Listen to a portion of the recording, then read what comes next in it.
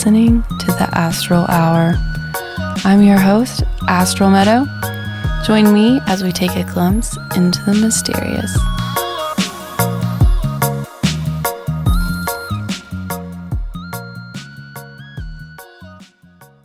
Welcome everyone. Today I'm joined with my lovely friend Elizabeth Clanton, founder of Mindful Moments Healing Services.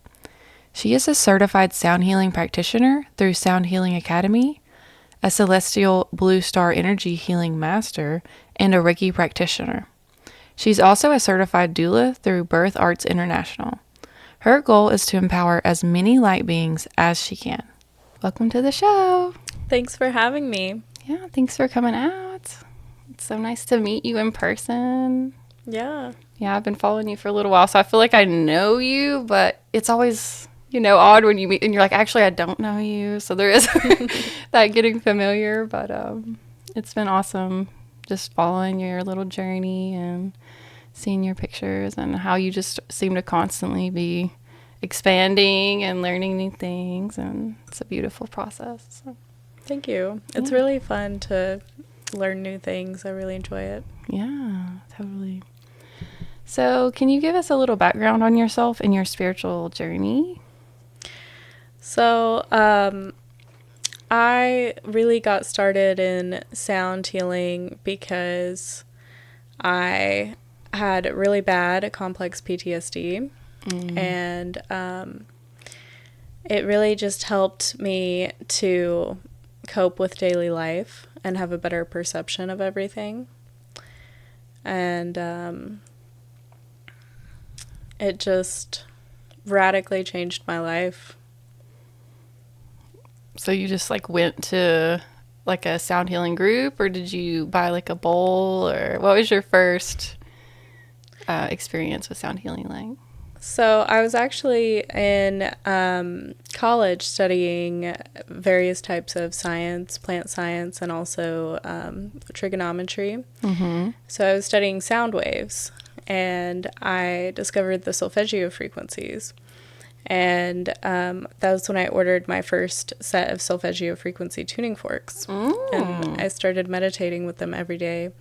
And I really could notice how it elevated my vibration and perception of daily life. Mm-hmm. And a couple years fast forward into the future, I was actually at a music festival, and there was a sound healing tent. Oh. And I went in there and decided to have a session, and they just played instruments around me. It was a couple. Mm-hmm. And that day, it really just, that was my first time receiving sound healing. Mm-hmm. And I came off of the massage table completely different. Right. Yeah, I had a singing bowl that I would use to charge my crystals and stuff, but it was different. And I don't know if I was even prepared for my first group sound healing because I just never done it. I was like, okay, they're just gonna play some singing bowls, but I had a total out-of-body experience and just received some really amazing insight from the elemental realm. I was like, okay, there's a lot more going on here than when I'm just charging my crystals. So that it was so beautiful, and I feel like there's just so much to it. There's all these layers, and I'm just learning more and more about it all the time. As far as even there's a whole dimension just based around sound, and then we've got cymatics and stuff like that. So it's just, I love learning more and more about it. So I can't wait to go deeper with you on it. So, so you're also a Reiki master, and I know there's all sorts of styles and types these days. So what kind do you specialize in? So I do the Sekhem type of Reiki, and I also am a celestial blue star energy master. Mm-hmm. And both of these schools of energy work are tied to ancient Egypt, mm-hmm. which is really cool. Because I have been obsessed with ancient Egypt since I was a small child. When I was 7, I was very upset that I couldn't read hieroglyphics. Right. So there's definitely some past life stuff going on there. which is actually what inspired me to go into those types of energy work. I had this past life meditation, and I saw myself in ancient Egypt, and I was in Isis's temple, and everyone was meditating, and they were calling in this blue column of light with symbols in it, and it was just a really cool meditation vision that I had. And then several years later, I discovered the celestial blue star energy healing, and that is a very interesting thing because it's similar to Reiki in that it has symbols and like power words, but it's kind of its own thing entirely. So it's more like, I like to describe it as facilitating astral travel. Okay. It can also be used to power up your Reiki or any other types of healing modalities. And so it was channeled in the 90s by this man. He was channeling a high priest that was supposed to be from ancient Egypt, and of the mysticism school that they say that certain ascended masters like Jesus had learned from in the giant pyramids and stuff.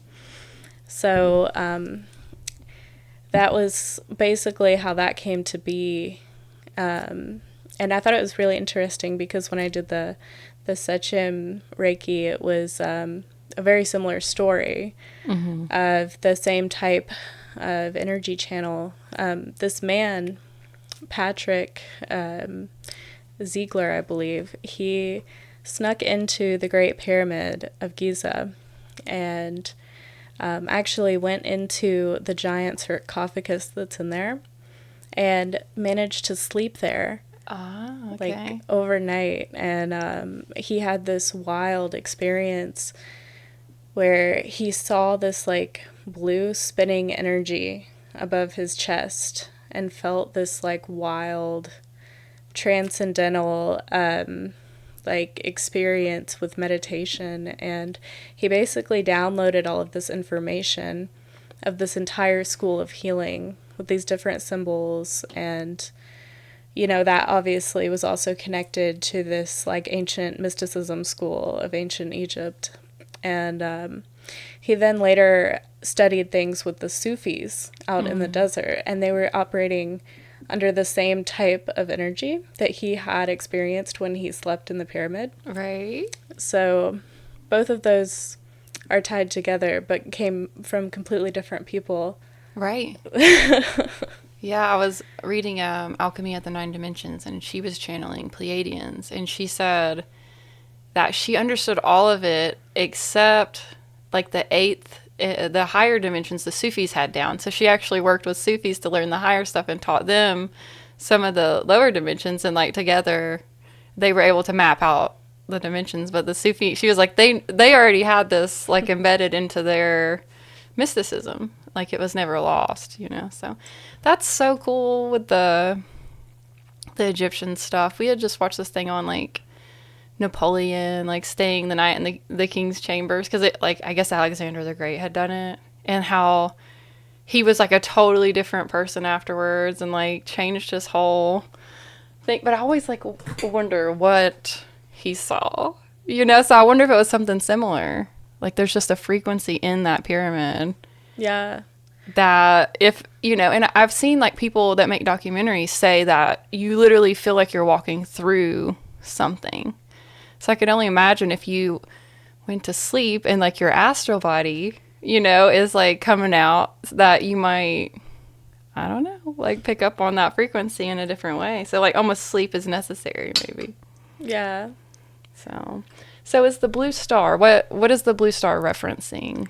So it's funny you mentioned the Pleiadians, because it is actually a way of channeling in the light directly from the Pleiadians. That's whereas kind of what I thought. Yeah, like Reiki is like just the universal energy, but the blue star energy is you're directly calling on Pleiadian light. Right. So bringing in the fifth dimension. Yeah. So I like to say my sound is powered by Pleiadian light. That's beautiful. Oh, I love that so much. Yeah, I'd had like suspicions about it, but I didn't want to research it too much because I was like, she's gonna tell me everything. But yeah, I love the Pleiadian and stuff. Anytime I read about it, it just feels so natural to me. You know what I'm saying? Like we watched it's Galactic Messages Yeah. on Gaia, and it's just what this woman channeling Satya, and everything that she says lines up with all the stuff I've read and, you know, from all these different sources. And this woman's just channeling it out, you know, and they have like these images that go with it. And it's just, I don't know. It's made me feel like somehow it is all interconnected, you know? Definitely. So, and like, it can't be crazy if everybody's channeling it, you know, if it's coming from all these different spiritual backgrounds and all these religions and all these people are channeling the same thing. I feel like we're supposed to be downloading this message, you know, and it's a universal thing. So it's been really cool to see people open up to those concepts where you could even say, you know, Pleiadian light and people would know what you're talking about, because like 10 years ago they didn't. Yeah. And if you talked about it, they were like, well, that's a little weird. But now even the people that aren't, you know, like believing in it, they still are open-minded to, you know, we are receiving energy from the stars, so that like they could take it that way. So that's really cool. So with the Reiki, did you take Angelin's class? So are there like hieroglyphics like involved in that form of Reiki, or is this just my own curiosity? Not entirely. Mm-hmm. I mean, like we use the Ankh, of course. But not really hieroglyphics per se. Okay, I was curious because I've learned a little bit of Reiki where, you know, with the symbols and stuff, and I'm like, I wonder if they do use hieroglyphics like in it. Like I feel like there might be some way that there's some power there. But all right, what are some meaningful experiences that you've had in an energy healing session? Well, I've been working on some case studies here lately, and it's been a very interesting process because in the case studies, I'm staying with the same person for like 4 sessions in a row consistently, whereas most of the time people pop in for a session and then I don't see them again, or I see them occasionally. But so I was working on a mother and a daughter separately. And I was going through their auric field. So I listen with tuning forks and singing bowls, and I can hear where there's different increase in the pitch of instruments and decreases for the different imbalances of the energy. And I found in the mother and the daughter the exact same spot. It was right around the neck and the heart, real close to the body. And it just like got really quiet right in the same area. And it was just really interesting to see that would be tied to something that's happening in the current moment that has to do with the throat and heart chakra. And shortly after the session where I discovered this, both of them kind of had very intense emotional releases. And they also are kind of having character changes where there's a lot more energy, a lot more happiness going on. So you could tell there was a big release and recharge going on there. So that was really cool. Have you had any personal experiences like where so you're giving Reiki? Have you had any kind of like downloads, like as you're giving it to someone else, maybe? Well, most of the time I see things, and I see a lot of stuff as like white smoke, or you know, whenever you're driving on the road and it's a really hot day and the air just looks kind of wavy above the pavement. Yes. I see that a lot when there's a lot of excess energy, and it's really cool because I see it, and then I can take my tuning forks or my singing bowl over there, and you can hear the rise and the pitch. So it's verifying. Right. Because when I first started seeing it, I was like, no, I'm probably just tired. And then I'm like, oh, here's the validation. So that was really cool. Right. I feel like spirit's always there, you know, like when you start doubting and you're like, am I making this up? You know, like, am I? And then anytime I have a doubt like that, it steps up and it, like someone else will see it, or I'll like read it. I'll open a book and it'll randomly talk about the thing that I was like doubting. So I'm like, okay, I hear you. So I love those like spiritual confirmations. Could you share with us a little bit about what a sound healing session with you is like? Yeah, so basically, whenever I do private sessions with people, they come into my office and lay down on a massage table. And I start with a guided meditation just to kind of get nice and grounded.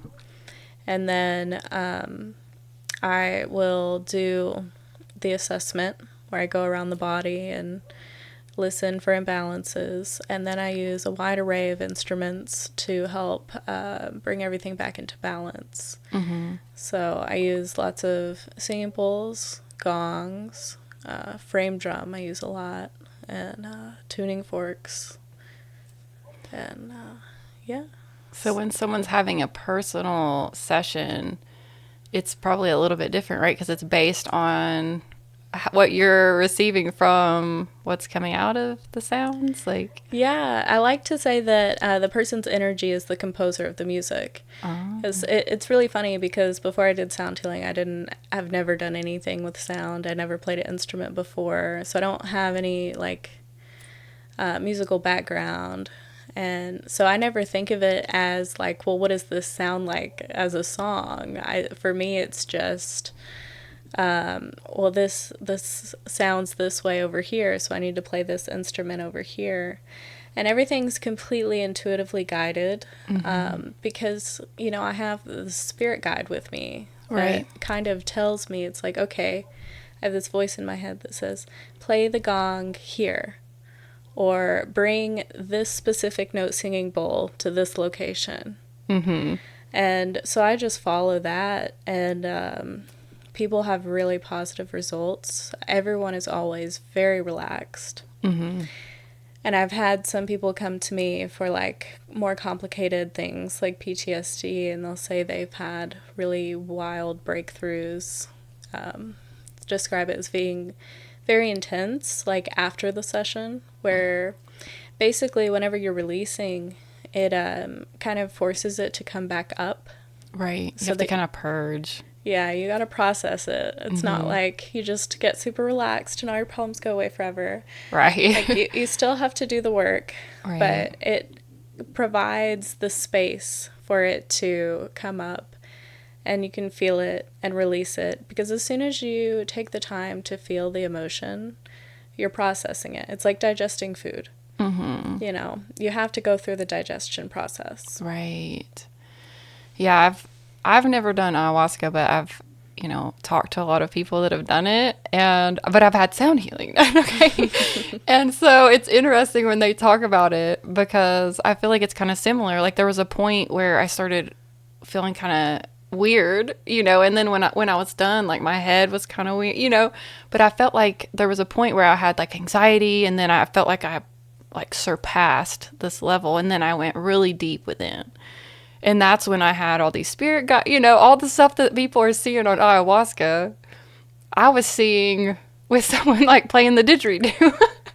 And I didn't realize it, you know, because you think that you might have to do these like harder substances to access this like divine wisdom, but you actually don't, you know. You can just go to your local sound healer, and like you may or may not have those kind of experiences each time, but I feel like if your spirit's ready, then you might, you know. A lot of it has to do with the intention, right, that they put into it.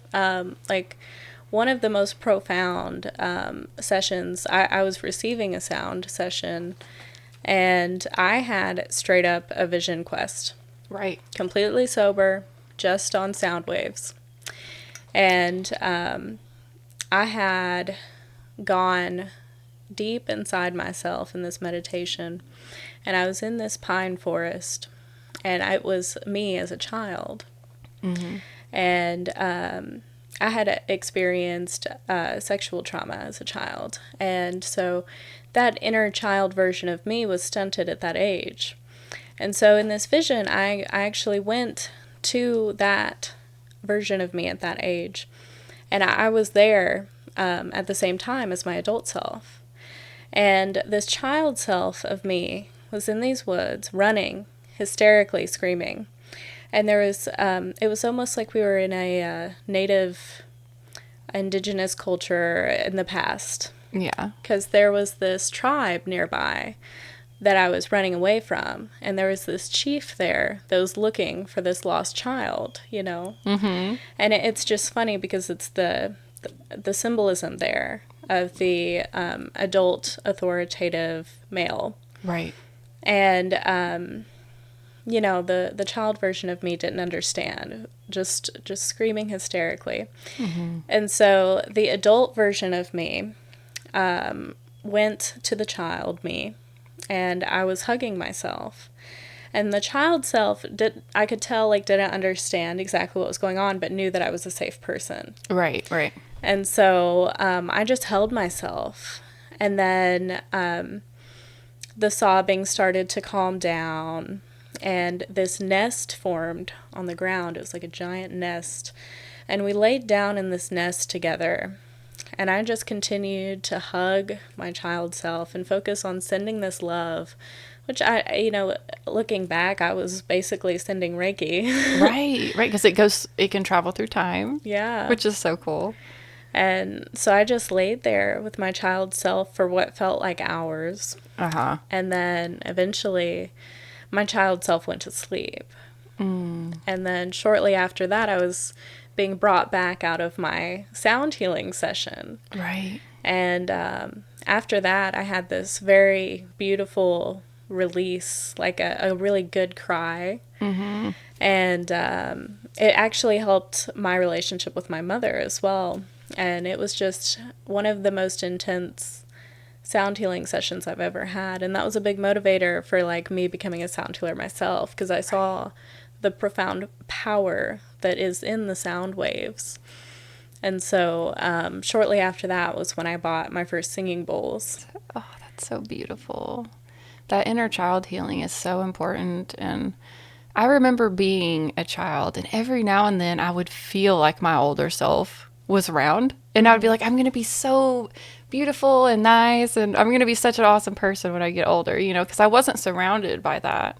But I remember thinking, like, one day I'm going to grow out of this, and I'm going to be all the things, right? But I would, like, see myself, and I would be, like, shiny and beautiful and happy. And so I wonder, when I do inner child healing, you know, if that's what she was seeing, because I really do remember, like, thinking about what I'm going to be like when I'm older and be able to imagine it. And I'm like, we're going to have share hair. and everything's going to be great. So it's like, I don't know. I feel like in some way, even as children, we knew that we were going to find that healing moment. I guess it sort of helped us get through even. Yeah. So, like, you had already sent it at that point, and you were, like, kind of maybe even slightly conscious of it. But obviously, as kids, we weren't able to put words to it. So, I don't know. I love that you were able to have a child. I mean, it's really boundless. I mean, it could go all sorts of ways, you know? So, I love that you were able to, like, see it, like the nest, and then you were able to bring all these symbols back out, because, like, with mine, at first I didn't really understand it. You know, I wrote it down, and eventually I would start seeing the symbols out. Like, I saw a hand, you know, a hand on a rock with a spiral in it, and I put my hand on that, and this activated it. But then my friend got this tattoo, and, like, the next day posted a picture of it, and I was like, I cannot believe this, you know. And it's like this Native American thing. So it's interesting too that you saw, like, this, like, an ancestor, or, like, this primitive, you know, masculine form, because I feel like when we go into these states, we see, like, these, our ancestors, yeah, you know, so they are still in these like this primitive energy, and like so we access them in those states, but we're all seeing similar, forms, which is so cool that it's almost like universal at that point. Yeah, it's timeless. Right. And even on ayahuasca, they're seeing the same beings that we were seeing on sound healing. So I don't know. I really love that. I wish that people knew this, that you don't actually have to take like this really intense plant like I'm not against it at all. Like some people do need it. Like it just shatters the control or whatever. But that there are options that might be healthier for people, that maybe they are in recovery or something like that. They could do sound healing. Definitely. So yeah, the sound waves basically alter your brain waves in the same state, which is why it can be so profound. But there is definitely something to saying that how some people need the more strong plant medicine to release the control, because if you're having a lot of mental resistance during a sound session, you're probably not going to go as deep. Right. And so the conscious mind's still a little there, where maybe on the plant medicine it's gone. Like you might get devoured by something, and that's what you need. So awesome. Let's see. So what are some ways that sound healing affects us mentally, physically, and spiritually? Well, basically, we are vibrational beings. Every single bit of us is made of molecules vibrating at different frequencies. And when we experience any kind of stress or trauma or repressed emotions, anything of that nature, it collects in not only our physical body, but our aura energetically. And so basically, whenever you have that energetic disturbance there for a long period of time, it becomes more concentrated, more dense, until it becomes like a physical thing. Mm-hmm. So you can't really heal like just an emotional thing or just a physical thing, because they're all connected in one. It's just like all layered in the same spot. You know what I mean? Right. So basically, sound healing comes in, and it's the dial for your radio. So you want to get away from the static, right? And that's where, the energy imbalances are. So the sound waves come in and ripple through our waves of energy that we already have going on, and it retunes us. And it's pretty wild. Our cells, every cell in your body within the membrane of it actually has these antennas. They're two-pronged antennas, and they pick up sound waves. So you don't just hear with your ears. Sound healing will work on people that can't hear anything. Right. As you hear with your cells, and as soon as that sound wave comes in to the antennas, it actually can change the shape of the cells. It brings you back into better harmony at a cellular level. Mm-hmm. It's kind of wild. I think it was Stanford actually just did a study on different sound frequencies, where they took blank stem cells and were subjecting them to different frequencies of sound. Mm-hmm. And they were actually able to, only through the sound frequencies, cause the stem cells to form into different types of cells. Like if they put so many hertz of this frequency, it would turn into a heart cell. Like that. Wow, I have not heard this. This is good. Yeah. Wow, that is amazing. So they're still studying it. They're still coming out with new things. It's really wild. But I really feel that sound is the medicine of the future. Right. And I kind of think it was of the past. And definitely, thinking about like ancient Egypt, so much about, like people thinking, how did they do this or that? And it all comes back to the only answer is that they used some kind of sound technology. Mm-hmm. And, even with the hieroglyphs, you can see that they're doing some stuff like with their hands. They're moving energy with their hands. And I definitely think that there's some sounds coming in. Yeah. So it's like we're remembering this. But I just think we're all ready for it now, But that's really cool thinking about like the Dr. Emoto when he would like say certain things, you know, into like plants or what, and it would like, you could physically see this plant thriving or this plant dying, or even down to like the water molecules. But that's interesting. You don't have to say anything. It could just be the frequency without the intention. Yeah, because we are made of water. Right. So it affects us at Right. every single molecule. It's pretty wild. One major thing that sound healing can do, even just chanting mantras. People don't realize chanting mantras is sound healing. Right. It's just using your voice, which is honestly more powerful. Right. And so whenever you chant mantras or, just come to a sound bath, it actually can help to spike your nitric oxide production within your cells. And nitric oxide is this really magical thing that it basically calms down and brings present moment awareness to all of your cells.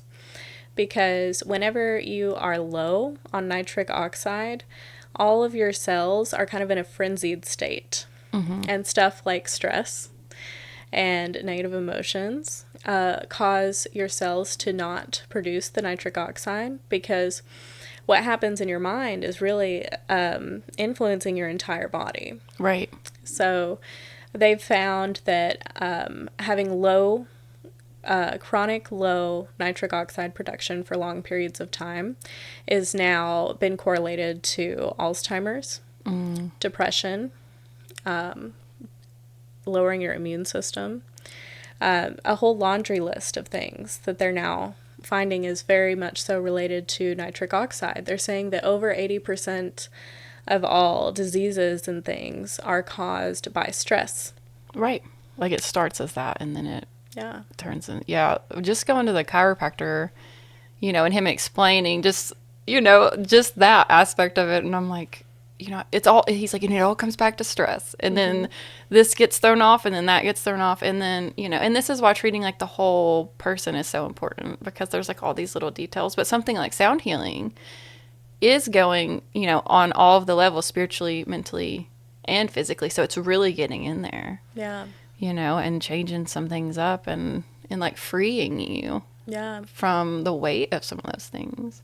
It's really cool because whenever you're going through the many layers of your energy field, like whenever I do my assessments, basically we're kind of like tree rings, right? Mm-hmm. So the closer it is to your body, the closer it is to the present moment.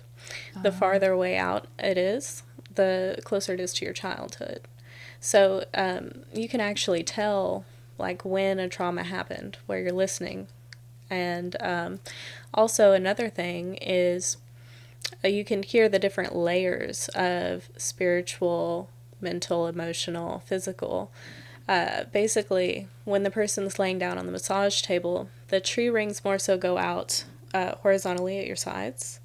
And then if you listen from top to bottom, above the body, at the very highest level, that will be the spiritual section of the energy field. Mm-hmm. And then it goes down to the mental, and then the emotional, and then the physical. So you can hear that it's like, oh, well, you have an energetic disturbance on the mental level with your third eye,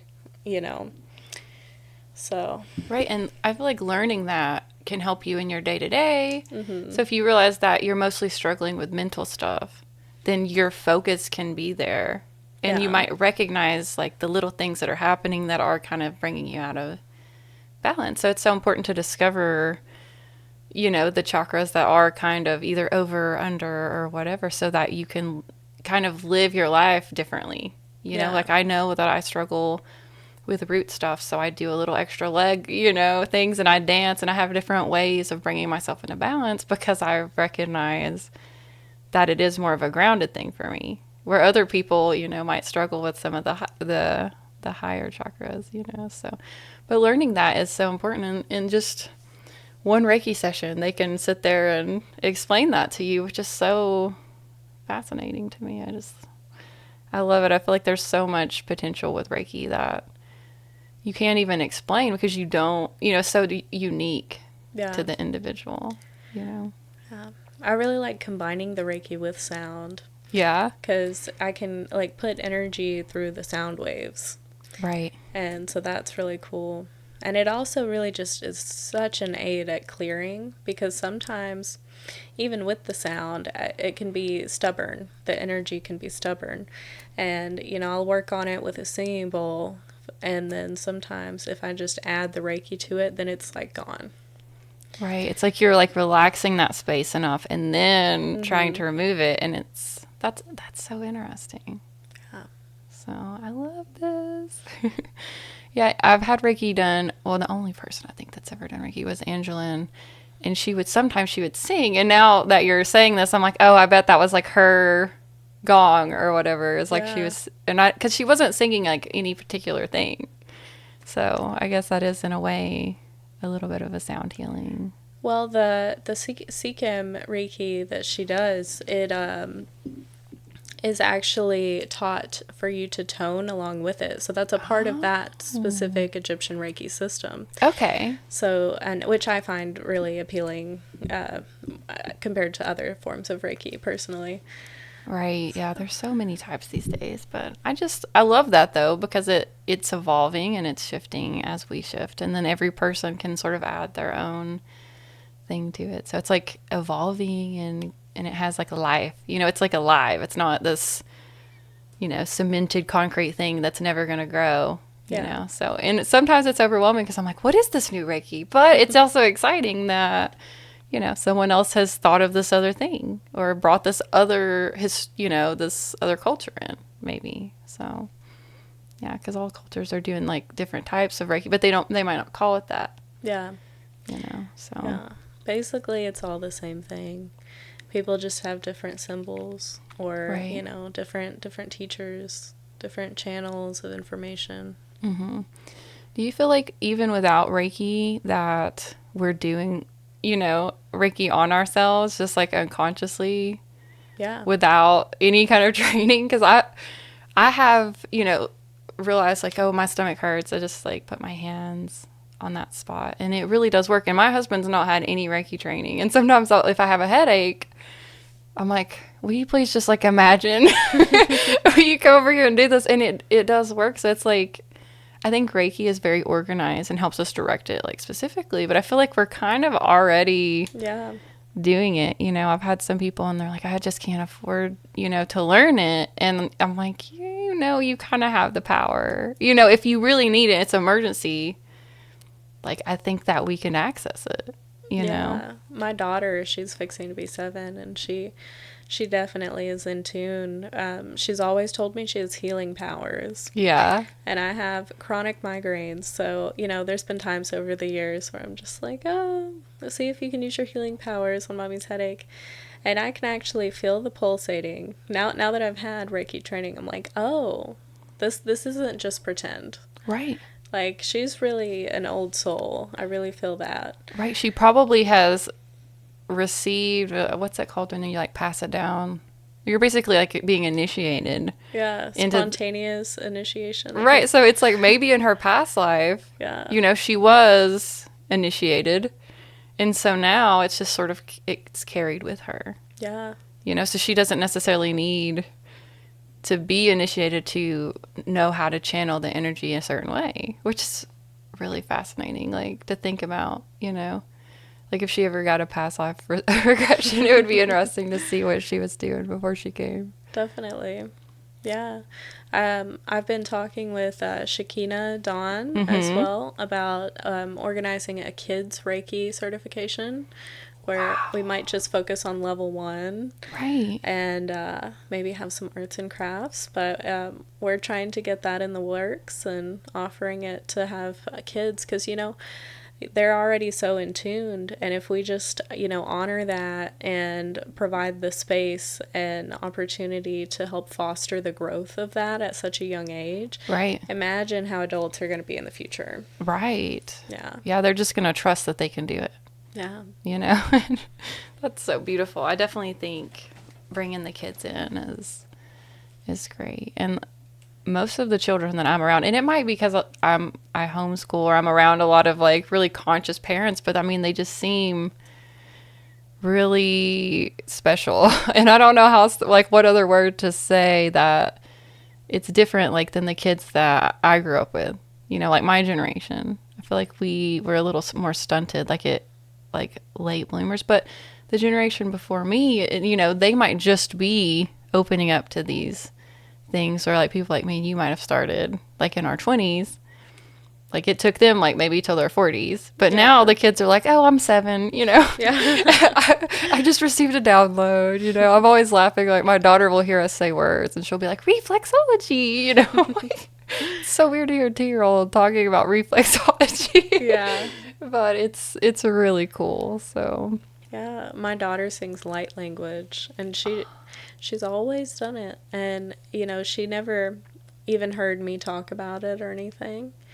And she'll be like, let me sing you a song. And she always calls it her language. wow. And I picked it up one day and I was like, wait, this isn't just like a child speaking gibberish. This is like...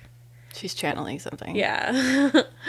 That's so beautiful. And I feel like it takes the fear out of it too, because I think some people think about this stuff and they're like, what are you channeling, you know? Yeah. And there's like this fear associated with like even just Reiki. Like it sounds unfamiliar. Someone might think, oh, what's up with that? But if a child is just channeling it, you know what I mean? They're not tapping into some negative force. Yeah. You know what I'm saying? Like they are channeling that straight from the divine. And I feel like in that way you can trust it. Yeah. You know, because they've not even been exposed to any like negative beings or something at that point. So that's really beautiful. So I know that you're a doula as well. Could you talk a little bit about what inspired you to become a doula, and do you ever incorporate sound healing and Reiki into your practice? So I started doing doula work maybe 5 years ago, and I do definitely incorporate energy work into that. I feel like it really helps moms stay calm in labor.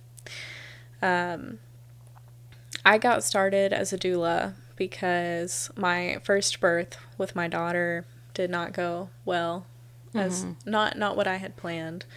I started out in a birth center that was still kind of led by doctor regulation, so I ended up having to go to the hospital, and, you know, the cascade of interventions happened, and it wasn't what I had wanted. So after that, I really started to read more about birth and studying the history of birth from the beginning of us as humans in our evolution, and really looking at how much everything has changed since the Industrial Revolution just really disgusted me.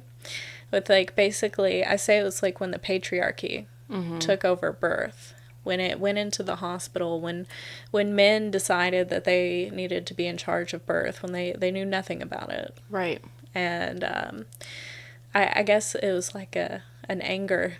Right. Started like it's not their place. Yeah. Because, you know, a lot of people don't realize that, you know, we have been birthing babies at home for 100,000 years. Right. Over 100, you know. Right. Forever, since the beginning. You know, you look at all of the animals in nature. We are mammals, you know. It's normal to just have your baby and, you know, maybe eat some placenta. Right. I'm a firm believer in placenta medicine. Right. And so I did my training through the Birth Arts International. And I really enjoy doing birth work because it's just, for me, what it's all about is reminding women of their power and showing them that they are capable. Right. Because with this patriarchal birth system that we have in place, women have forgotten their power, and they are scared of their own bodies, and they think that some man knows more about birth than they do. And, you know, I'm not saying that all men are awful. Right. but And, sometimes, there are birth emergencies and it is necessary to have some interventions, but, a lot of it is this time clock that they've put on birth, Right. which, is where they justify a lot of the interventions.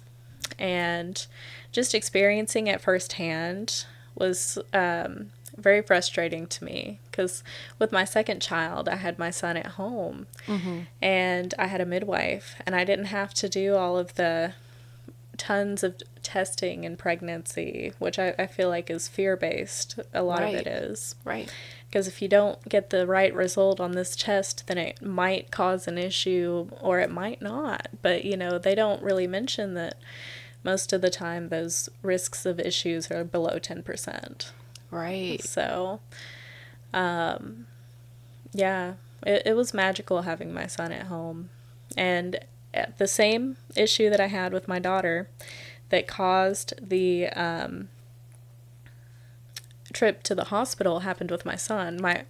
With both instances, my water broke. First thing, no contractions. Right. And so they had said, oh, well, your water has been broken too long, so that's an issue. Right, 24 hours. Yeah. And those clocks, the clocks stress you out. Yeah.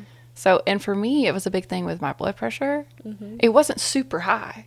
But as soon as they, started, making me nervous about it, then now I would have to, go in the bathroom, I'm like, they're about to take my blood pressure. And if it's high, they're going to try to induce me. But I would take it at home, and it was fine. I was having really bad anxiety about being induced, and it was shooting my blood pressure up. But it was only happening when I was sitting there. Exactly. So little things like that, affect it. And then, with my daughter, she was 42 weeks, and I was like, oh my God, and it was I felt like the stress was making her want to stay in, because she's like, oh, it must be, my mom's in fight or flight, probably not a good time. Right. And I'm like, you have to come or they're going to, force you out. So she was born an hour before my induction. And I was like, thank God. She knew what was going on. Yeah.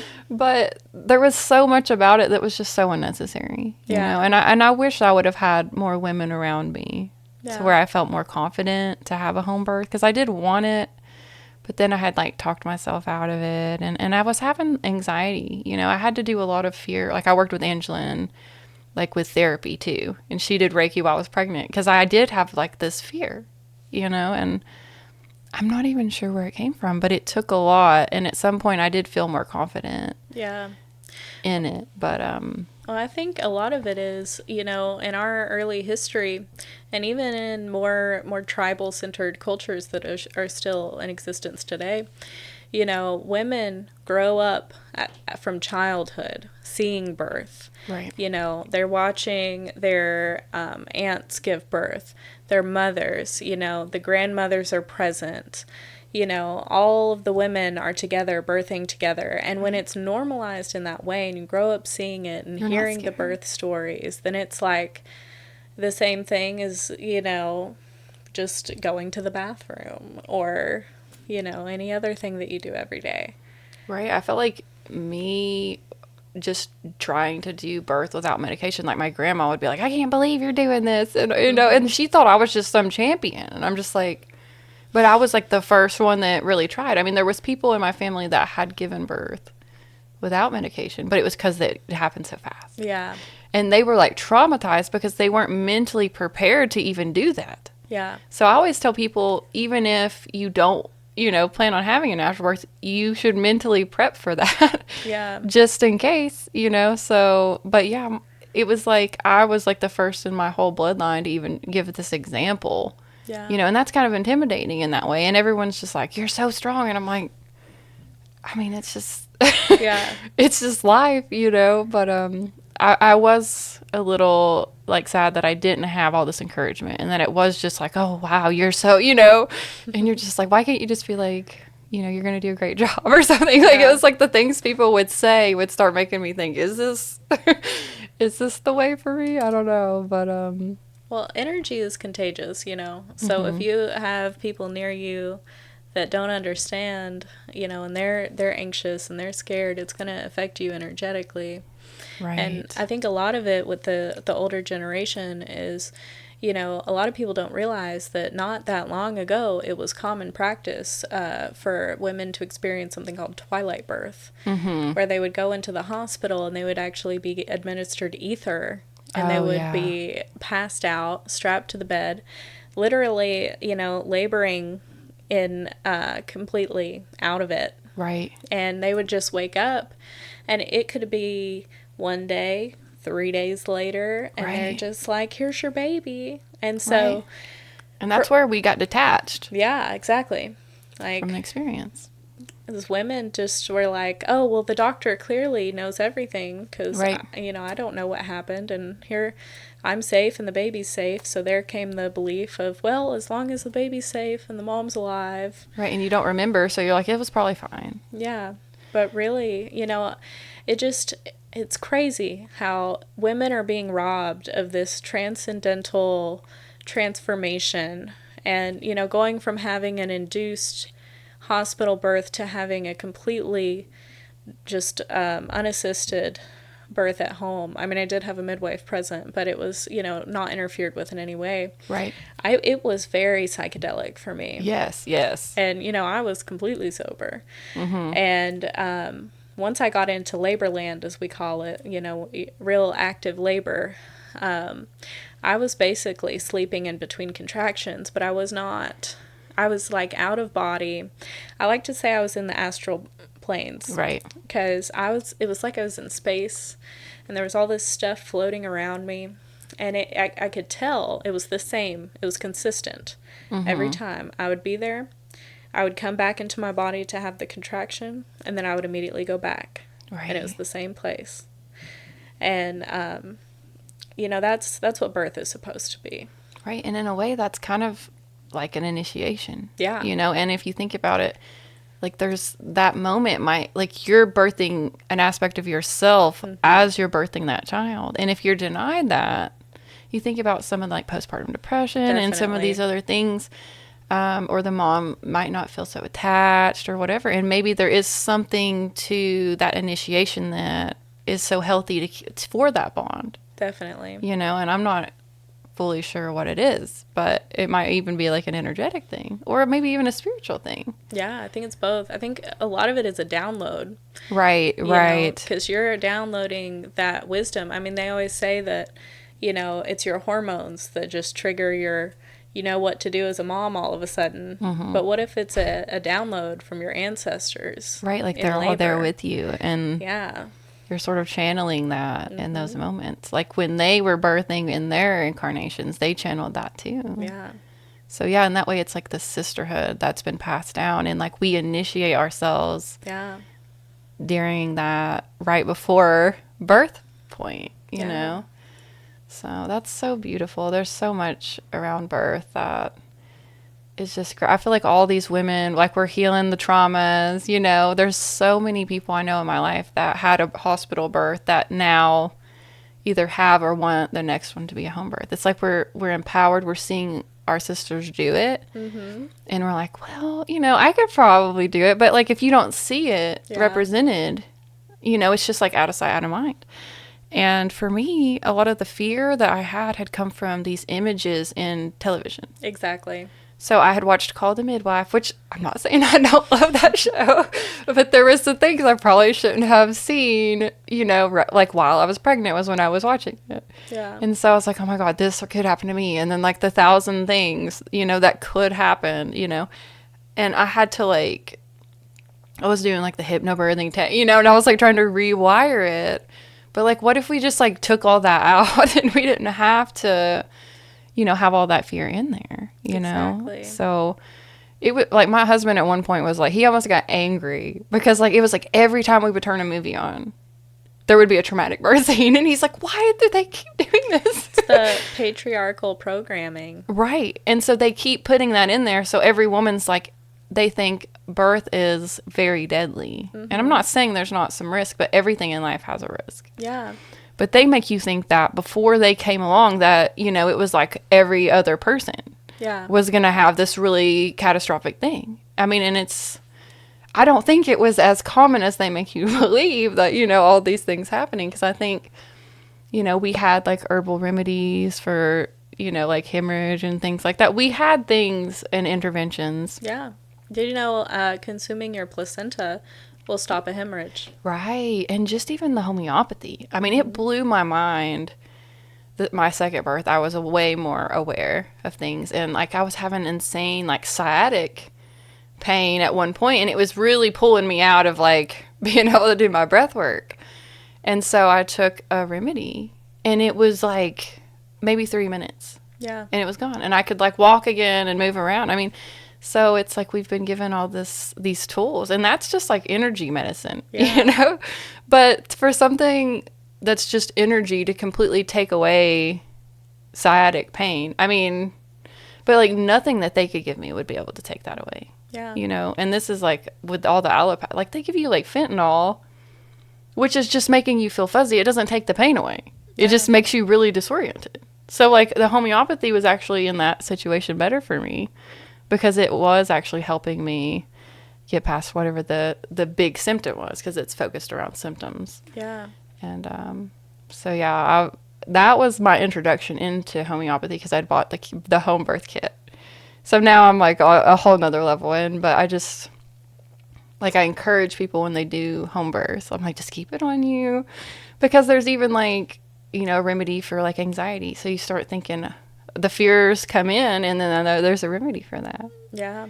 It's so cool. I think sound healing is really good for that kind of stuff, because I've been doing a lot of work in my case studies with pain management. And, just applying that to birth. Because just putting a singing bowl, right, on that back of your body, on the sacrum there, and having that vibration go down the sciatica, right, it actually works amazing on sciatic pain and muscle tension. It's like, especially I have this really nice tuning fork that I use a lot, and I call it my magic tuning fork. And you can put it on super tense muscles, and it's like it turns to butter.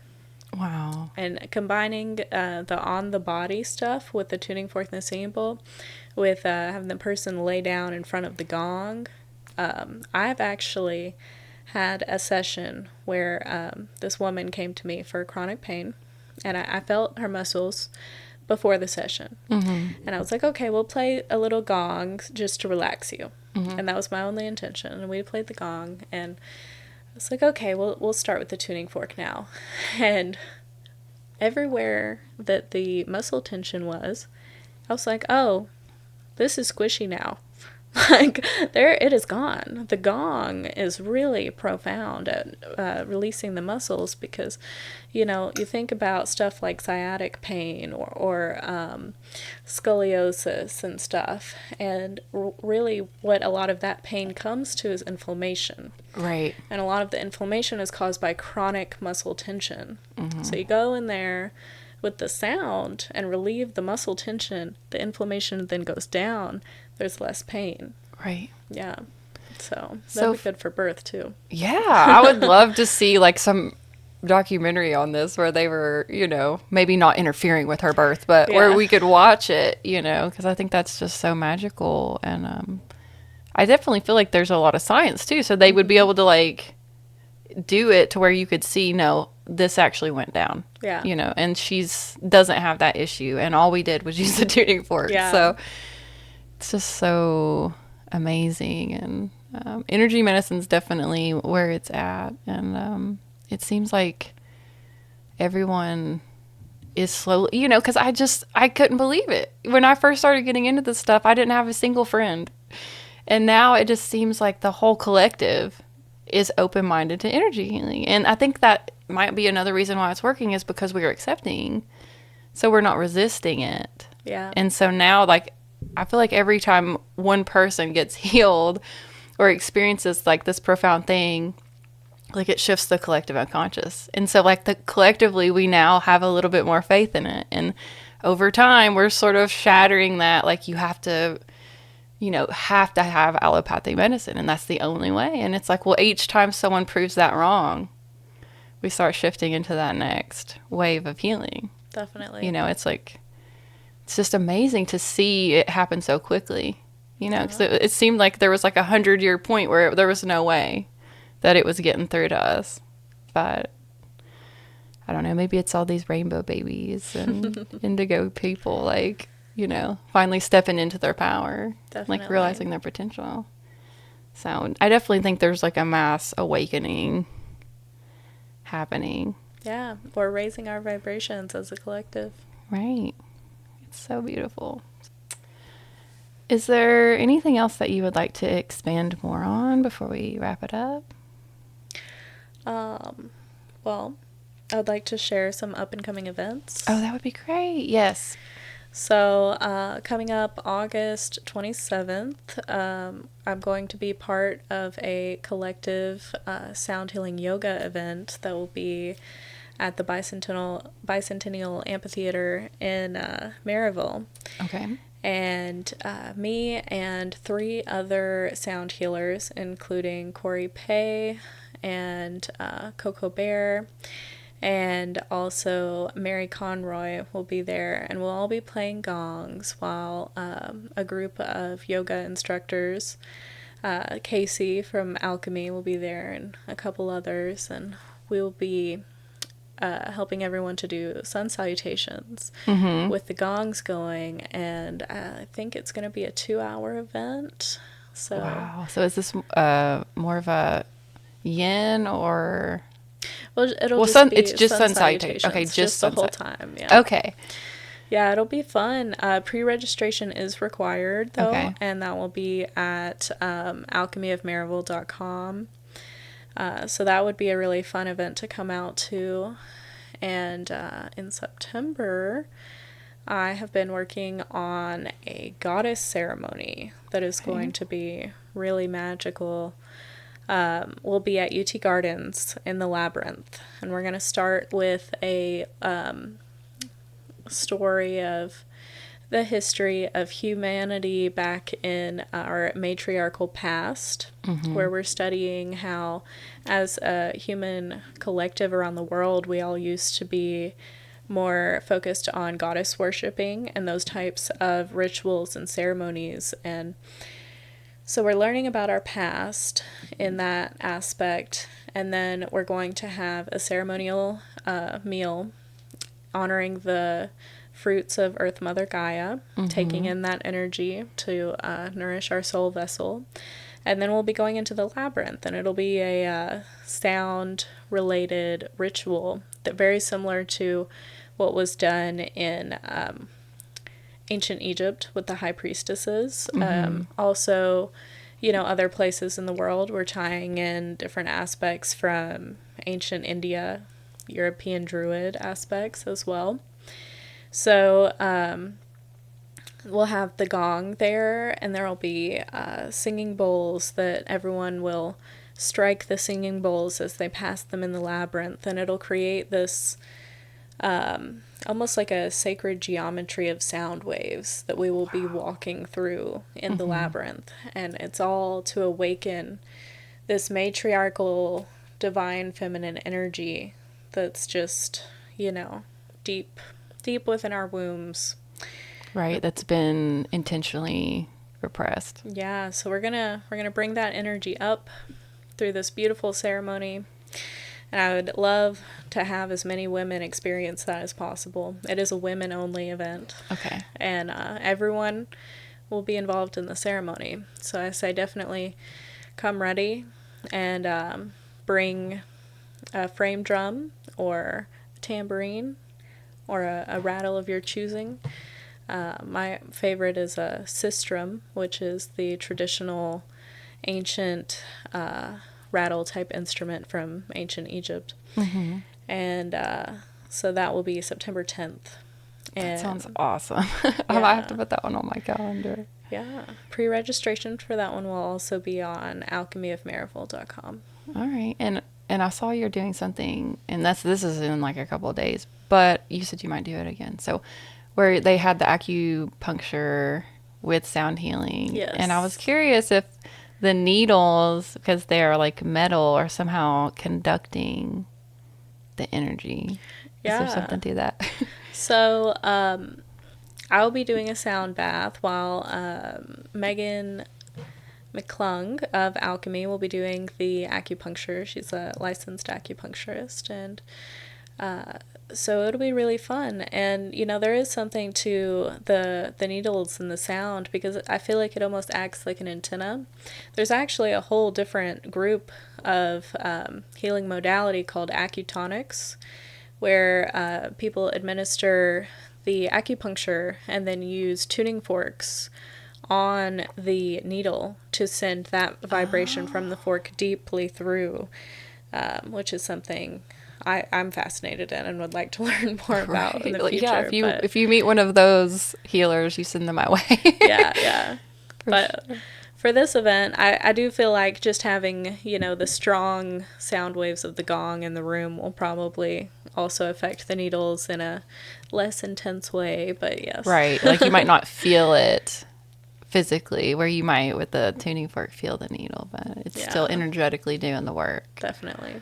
So that's awesome. I love all of the stuff you're doing, and I'm very grateful for you and the people that just answer the call when they feel, led to do something and heal others, on their path. So it's really meaningful work, and we appreciate you and love you. So thank you so much for everything. And could you let us know the best way to follow you or contact you for a session? Yes. So I am on Facebook at Mindful Moments Healing Services. On that page is where you will find all of my events listed under the events tab. Mm-hmm. I've events at several locations. And you can message me through Messenger, or you can contact me by phone at 865-228-4613. And you can also find me on Instagram at mindful.doula.222. All right, that sounds great. And with the Reiki, it can be done distance, so someone far away could technically contact you too, right? So if you're not local, yes, they could still have a Reiki session with you. Definitely. So, all right, sounds good. Well, thank you so much for coming out. I've really loved making this episode with you. Yeah, thank you for the opportunity. Yeah, and thank you all for tuning in. Check us out next time on the Astral Hour.